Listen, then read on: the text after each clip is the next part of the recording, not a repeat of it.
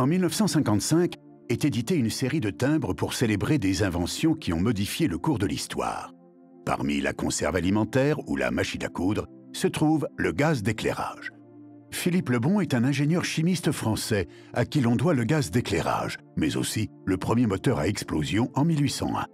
Son nom, à l'instar de ce qu'indique le timbre, s'écrit en un seul mot. L'auteur a dû confondre avec Philippe III de Bourgogne, dit Philippe Lebon. En 1786, ses travaux l'amènent à la découverte du gaz de bois, produit par la distillation du bois. Il publie ses travaux et obtient un brevet pour sa thermolampe. En 1801, il réalise une première expérience dans l'hôtel de Seignelay à Paris. Un vaste four à bois produit les gaz nécessaires à alimenter les lampes des différentes pièces. Ingénieusement, il profite de la chaleur du four pour installer le chauffage dans l'hôtel. Mais le gaz de bois a deux inconvénients. Il produit une odeur nauséabonde et, l'été, que faire de la chaleur?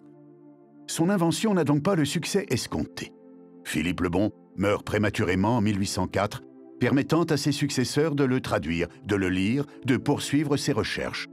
Notamment l'anglais William Murdoch, à qui Londres doit d'être la première ville mise en lumière avec le gaz d'éclairage en 1812. Viendra Bruxelles puis Paris.